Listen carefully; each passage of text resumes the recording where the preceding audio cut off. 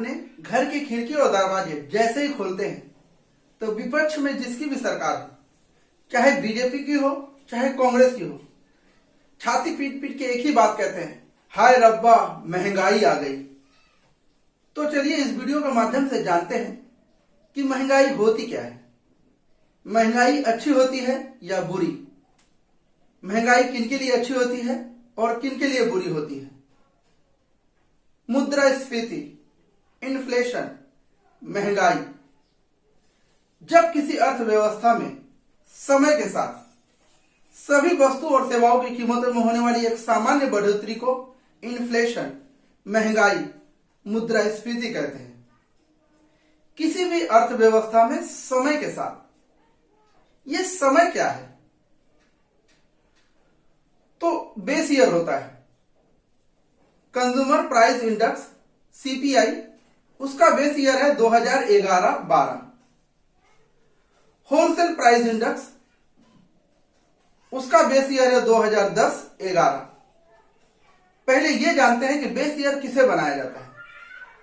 Base year उस year को बनाया जाता है जिस ईयर में कोई भी ट्रेजेडी नहीं हुई हो, कोई देश में अकाल और सूखा नहीं पड़ा हो, दुनिया में युद्ध महामारी न फैला हो, इस और सारा साल सामान्य गुजरा हो, उस ईयर को बेस ईयर बनाते हैं और उस ईयर से तुलना करते हैं कि महंगाई बढ़ रही है कि घट रही है।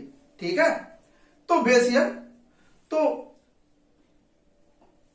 सीपीआई का बेस ईयर है 2011-12, डब्ल्यूपीआई का बेस ईयर है 2010-11। तो समय के साथ हो गया। सभी वस्तु और सेवाओं की कीमत, देश में करोड़ों वस्तु और सेवाएं हैं, तो सभी वस्तु और सेवाओं की कीमत में होने वाली एक सामान्य बढ़ोतरी। तो सरकार को कैसे पता चलेगा कि किस वस्तु की महंगाई बढ़ी है और किस वस्तु की महंगाई घटी है? तो उसके लिए दो इंडेक्स है, consumer price index, wholesale price index. Consumer price index में एक बास्केट है, उस बास्केट में 448 से 460 हम लोगों के दैनिक जीवन में अति आवश्यक उपयोग में लाने वाली वस्तुओं को रखा गया है। इन्हीं वस्तुओं को देखा जाता है कि बेस ईयर 2011-12 में इस वस्तु की कीमत क्या थी और आज फरवरी 2023 में इन वस्तुओं की कीमत में कितना इजाफा हुआ है, और इस आधार पर सरकार यह तय करती है कि महंगाई घट रही है कि बढ़ रही है। मान लीजिए कंज्यूमर प्राइस इंडेक्स, उपभोक्ता मूल्य सूचकांक, इसका बेस ईयर है 2011-12। तो कोई वस्तु है जिसकी कीमत है खुदरा मूल्य में, रिटेल प्राइस में 100 रुपए। आज 11 साल बाद फरवरी महीने में उस वस्तु की कीमत 110 रुपए हो गई है। तो इस आधार पर सरकार यह तय करती है कि महंगाई 10% बढ़ी है। उसी तरह wholesale price index, wholesale price index के पास एक बास्केट है, उसमें 697 वस्तुओं को रखा गया है जो हम लोगों के दैनिक जीवन में अति आवश्यक उपयोग में लाई जाने वाली वस्तुएं हैं। वैसे तो करोड़ों वस्तुएं हैं, ठीक है। तो 697 वस्तुओं को देखा जाता है कि इनके बेस ईयर 2010-11 में इसकी कीमत क्या थी और आज 12 साल बाद 2023 में इसकी कीमत में कितना इजाफा हुआ है। इस आधार पर तय किया जाता है कि महंगाई बढ़ रही है कि महंगाई घट रही है। तो मान लीजिए कि होलसेल प्राइस इंडेक्स में किसी वस्तु की कीमत 2010-11 में 100 रुपए थी और आज उसकी कीमत 120 रुपए हो गई है। तो इस आधार पर सरकार तय कर लेती है कि महंगाई 20% बढ़ी है।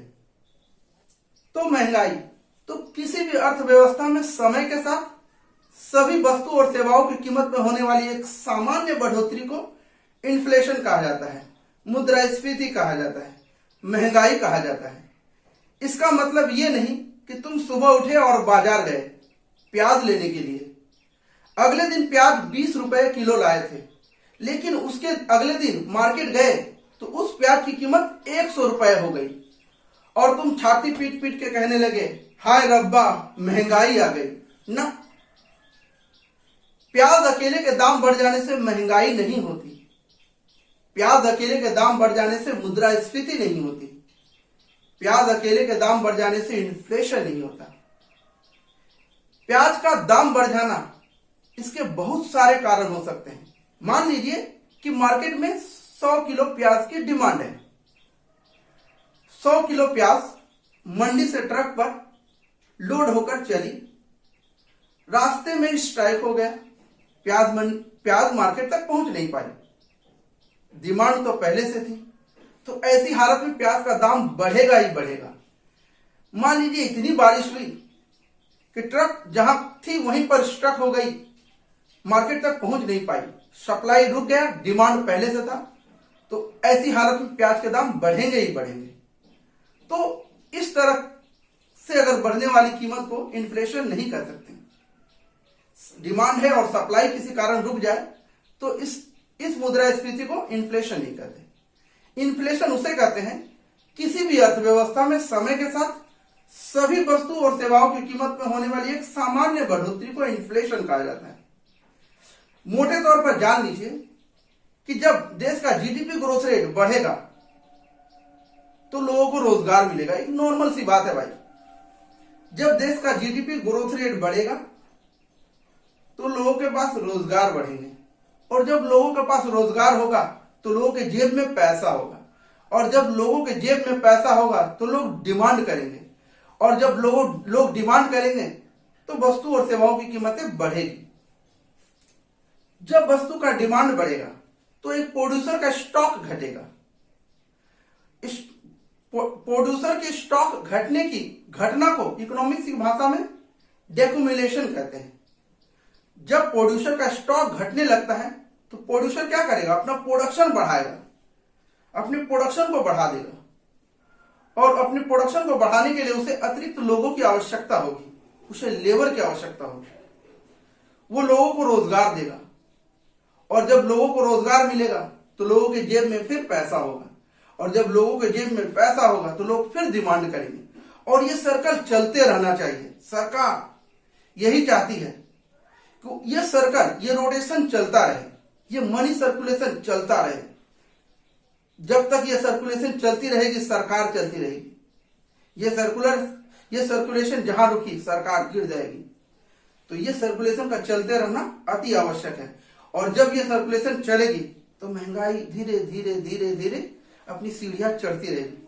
तो आप मोटे तौर पर मान लीजिए कि जीडीपी ग्रोथ रेट जैसे जैसे ऊपर जाएगा महंगाई भी बढ़ेगी, और सरकार इसके लिए लोगों को वेजेस बढ़ाती है।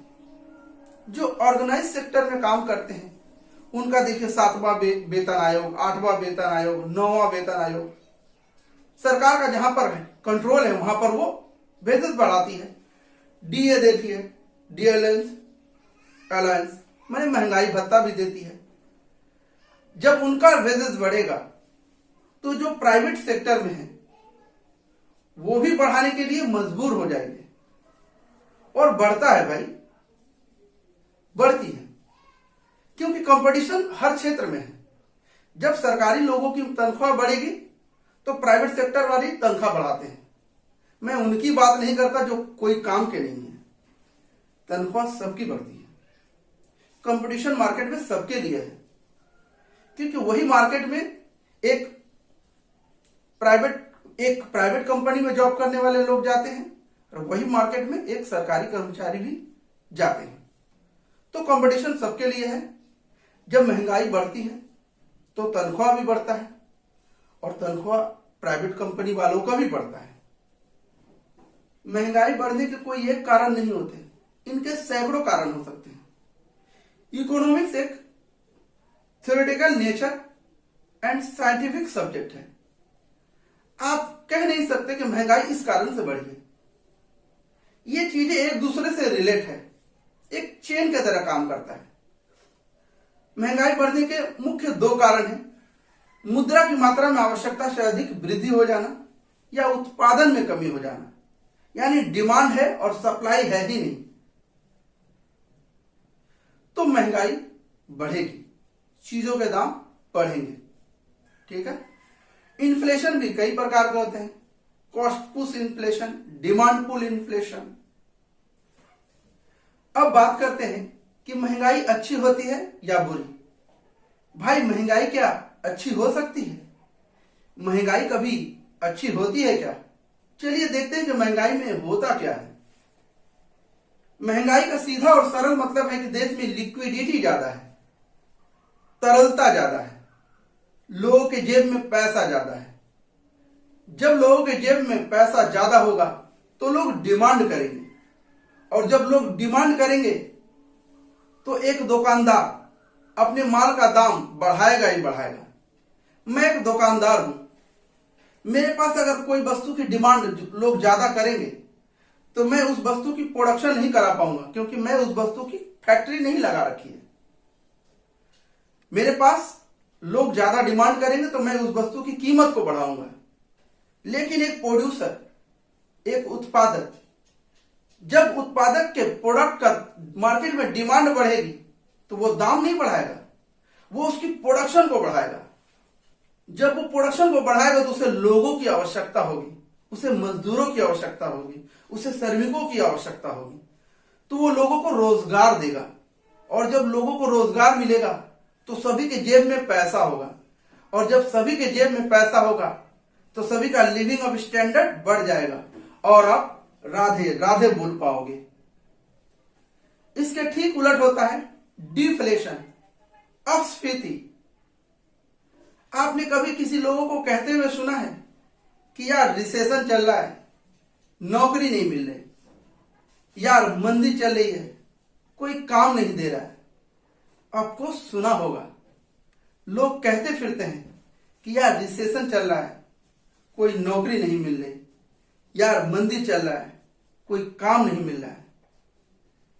जब देश में डिफ्लेशन होता है तो देश में मनी सर्कुलेशन कम हो जाती है, लिक्विडिटी कम हो जाता है, लोगों के जेब में पैसा नहीं होती, और जब लोगों के जेब में पैसा नहीं होगा तो लोग डिमांड नहीं कर पाते, और जब लोग डिमांड नहीं कर पाएंगे तो एक दुकानदार अपने प्रोडक्ट का दाम धीरे धीरे धीरे धीरे कमाता रहेगा।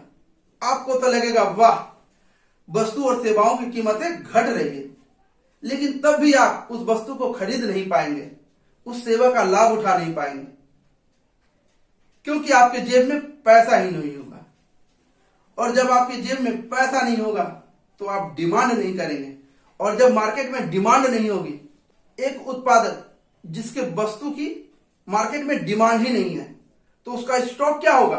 बढ़ता जाएगा, उसके गोडाउन में माल बढ़ते जाएंगे। इस घटना को इकोनॉमिक्स की भाषा में एक्यूमुलेशन कहते हैं। स्टॉक एक्यूमुलेट कर रहा है, माने बढ़ रहा है। तो जब एक उत्पादक का स्टॉक बढ़ेगा और उसके माल की डिमांड नहीं होगी तो वो उत्पादक क्या करेगा? वो प्रोडक्शन को बंद कर देगा।